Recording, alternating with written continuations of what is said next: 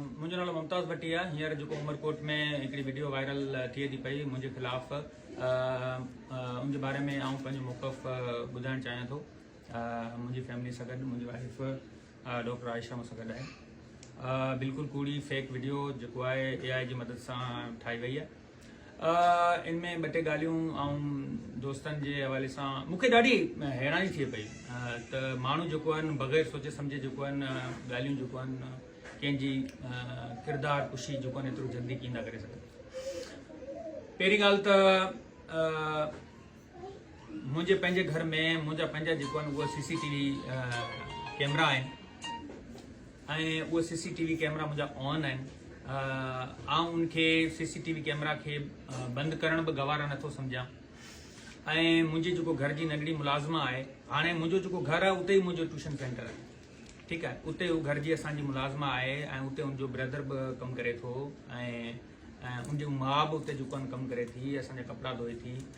ऐं उहा जेको नंढड़ी ॿारड़ी आहे जंहिंजी उमिरि 8-9 साल आहे, जेको मुंहिंजे औलाद वांगुरु मुंहिंजी धीउ वांगुरु आहे, जंहिंखे आउं हमेशह पुटु बेटा वांगुरु जेको आहे पुकारींदो रहंदो आहियां। उनजी अॼु सॼी फैमिली हींअर आई हुई इन सॼे ममण खां पोइ ऐं हू बि ॾाढी हैरान, उनजी भेण, उनजी माउ, उनजो पीउ सभु हिते आया ऐं असीं सभु परेशान हुआसीं। ऐं इन ॾे वठ में जेको आहे भुलिजी वियासीं त भई पंहिंजो मौक़िफ़ बयानु करिणो आहे। पोइ काफ़ी सारनि दोस्तनि जेको आहे फ़ोन करे ॿुधायो त न भई तव्हांखे पंहिंजो मौक़िफ़ जेको आहे उहो बयानु करिणो आहे।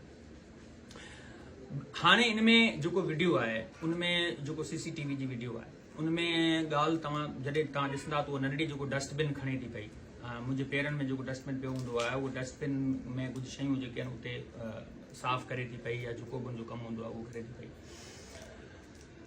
बहरहाल उहो उनजो रोज़मर्रा जो कमु आहे या हू कुझु बि करे सघे थी न, घर जो आहे, सफ़ाई आहे, कुझु बि कमु करे सघे थी। हाणे उनजो मतिलबु इहो आहे त हू को बि ग़लति कमु करे थी। ऐं आउं जॾहिं मुंहिंजी जेको वीडियो ॾेखारियल आहे जेको जंहिं ते मूंखे एतिराज़ आहे, जंहिंमें आउं माना अचां थो ऐं पंहिंजे जेको आहे उहो ट्राउज़र खे थोरो सही करियां थो, जंहिंमें मूंखे एतिराज़ आहे त भई इन वीडियो खे थोरो जेको आहे तूल ॾिनी वई आहे या इन वीडियो खे जेको आहे थोरो हथ चुरांद कई वई आहे। को बि नॉर्मल माण्हू अहिड़ो कमु करण खां पोइ छा भला एतिरो ज़्यादा नॉर्मल ऐं एतिरो ज़्यादा ईज़ी, हींअर जीअं हाणे मिसाल तौरु मूंखे तमामु घणी परेशानी आहे छो त मूंखे कहिड़नि सवालनि जो ऐं केतिरनि ॻाल्हियुनि जो माण्हुनि जेको आहे न उहो मूंखे निशानो बनायो आहे। बहरहाल आउं बाख़ुदा इहो चवां थो त हीउ बिल्कुलु मूं ते बहतान आहे, इल्ज़ाम आहे। मुंहिंजी तरक़ी ऐं मुंहिंजे जेको काविशूं आहिनि, हीअ माण्हू जेके आहिनि इहे मुंहिंजा दुश्मन न आहिनि, हीअ उमरकोट जी तालीम जा दुश्मन आहिनि, हीअ छोकिरियुनि जी तालीम जा दुश्मन आहिनि। I was the first person who brought the girls education in Umarkot. मूं छोकिरियुनि जी तालीम खे आम करण वारो ऐं गर्ल्स इंग्लिश एजुकेशन आम करण वारो आऊं जेको आहे पहिरियों शख़्स आहियां उमरकोट। उनजे करे मूंखे जेको आहे न माण्हू जेके आहिनि उहो पथर उछलाइनि पिया।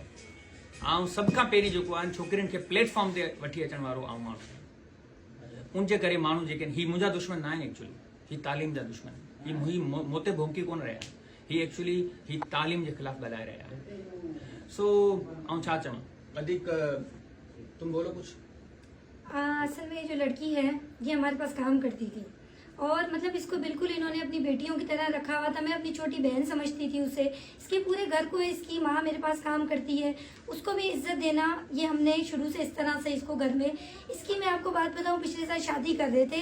ये 10 साल से 11 साल उम्र की बच्ची है, लेकिन इसकी शादी रुकवाने में मेरा और मेरे हस्बैंड का हाथ था। हमने बोला हम चाइल्ड मैरिज नहीं होने देंगे। यही इसके खानदान वाले थे जो कि शादी कर रहे थे इसकी। हमने कहा नहीं, ये खिलाफ बोले, मैं खिलाफ बोली, इसके सारा खानदान हमारे खिलाफ हो गया। कहने लगे नहीं, क्यों? क्योंकि इसका जो भाई जिसने ये वीडियो बनाई है, जिसपे मुझे शक है, इसने आउट किए। क्यों आउट किए? क्योंकि इसकी शादी रुक गई। क्यों रुकी इसकी शादी? इसकी जो बहन थी इसकी शादी बद्दे में थी। बद्दा मुझे पता है क्या है, मतलब एक ये आपस में एक्सचेंज करने वाले थे, इसको भी नहीं मिली। हमारे ये पैसे लेकर भाग गया। 15,000 रुपए पिछले महीने मैंने इसको अपने बच्चे की स्कूल की फीस भरने भेजी कि जाओ तुम भर के आओ। ये आदमी मेरी फीस लेकर चला गया। क्यों? 7 जा रहा हूँ। घर वालों ने पूछा काबड़ी भयो, चुप भाई क्यों? बोला बदले में थी, आपने उसकी शादी रुकवाई बच्ची की, इसलिए और इसने मुझे ये खुदा बाबा जो कुछ भी हिन कहानी जे पुठियां कुछ भी रीजन थी सके तो ये दुश्मनी है। हाँ जो आन आऊं नथो चवां त हिन में जो आन माशूक जो हथ थी सके तो हिन वीडियो के इंजीनियरिंग करण में माशूक एतिरो एक्सपर्ट ना आहे। हिन में ज़रूर कंहिं ॿिए माण्हू जेको आहे हिन खे उनजी मदद कई आहे। माशूक एतिरो वीचारो अनपढ़ियल आहे। हा माशूक उनजी ज़रूर हेल्प कई आहे। हा माशूक पंहिंजी कावड़ ज़रूर कढी आहे। माशूक कावड़ ज़रूर कढी आहे छो त माशूक कुझु ॾींहं पहिरीं असांजा पैसा खणी वियो हुयो मुलाज़िम हो ऐं छो त माशूक जी शादी रुकिजी वई हुई। शादी छो रुकिजी वई हुई माशूक जी त भई असां रोकराई हुई शादी ऐं माशूक जी शादी माशूक खां नंढी उमिरि जे छोकिरे जी शादी थी वई माशूक जी शादी थी कोन।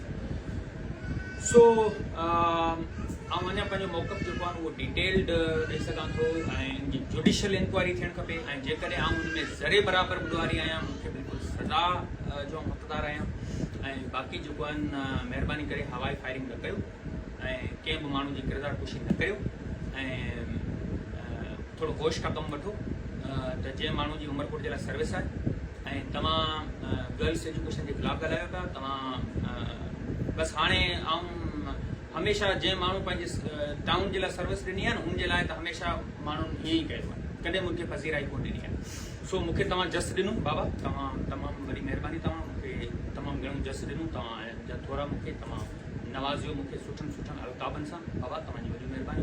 ठीकु आहे असीं ॿई जेको आहियूं हथ ॿधी तव्हांखे चऊं था बाबा तव्हां वॾी महिरबानी तव्हां जेको कुझु कयो ख़ुदारा ऐं बाक़ी जेको इल्ज़ाम तराशी बंदि करियो असांजो हुन में को अमल दख़ल कोन्हे ऐं सरासर झूठ